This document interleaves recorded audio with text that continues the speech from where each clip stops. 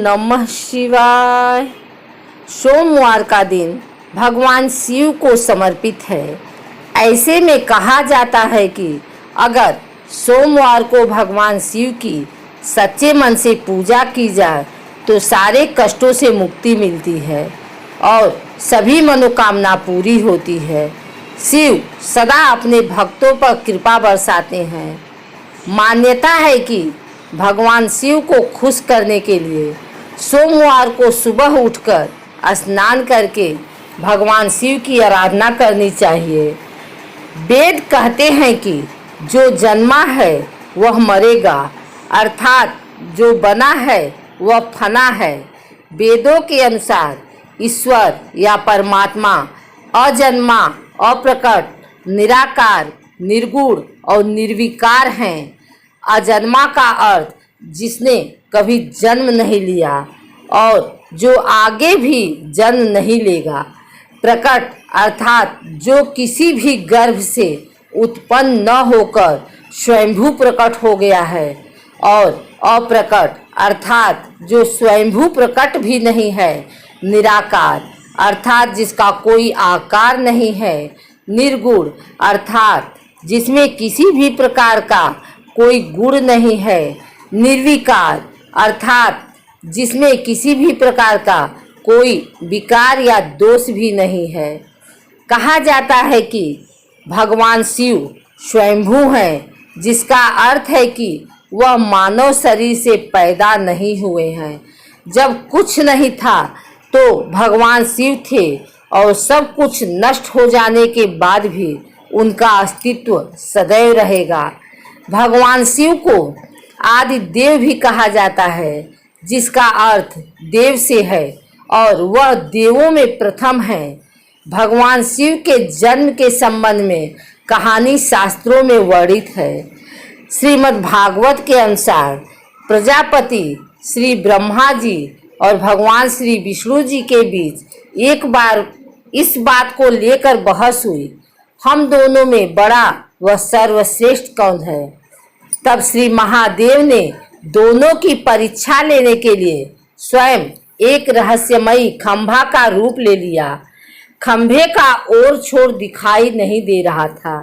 तभी श्री ब्रह्मा जी और श्री विष्णु जी को एक आकाशवाणी सुनाई दी और उन्हें खंभे का पहला और आखिरी छोर ढूंढने के लिए कहा गया।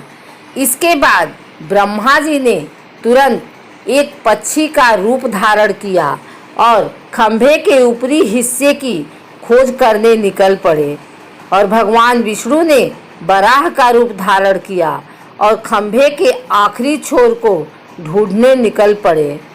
दोनों ने बहुत प्रयास किया लेकिन असफल रहे। जब दोनों ने हार मान ली तो भगवान शिव, जो कि विशाल खंभे के रूप में थे, अपने वास्तविक रूप में प्रकट हो गए। तब श्री ब्रह्मा जी और श्री विष्णु जी ने माना कि इस सकल ब्रह्मांड को एक सर्वोच्च महाशक्ति चला रही है और वह महाशक्ति स्वयंभू श्री भगवान महादेव शिव ही हैं। खंभा प्रतीक रूप में भगवान शिव के कभी ना खत्म होने वाले स्वरूप ही बाद में शिवलिंग के रूप में पूजा जाने लगा। ऐसी पौराणिक कथा है। विष्णु पुराण में वर्णित शिव के जन्म की कहानी शायद भगवान शिव का एकमात्र बाल रूप वर्णन है। इसके अनुसार ब्रह्मा को एक बच्चे की जरूरत थी। उन्होंने इसके लिए तपस्या की। तब अचानक उनकी गोद में रोते हुए बालक शिव प्रकट हुए। ब्रह्मा ने बच्चे से रोने का कारण पूछा तो उसने बड़ी मासूमियत से जवाब दिया कि उसका कोई नाम नहीं है, इसलिए वह रो रहा है। तब ब्रह्मा ने शिव का नाम रुद्र रखा, जिसका अर्थ होता है रोने वाला। शिव तब भी चुप नहीं हुए, इसलिए ब्रह्मा ने उन्हें दूसरा नाम दिया, पर शिव को नाम पसंद नहीं आया और वे फिर भी चुप नहीं हुए।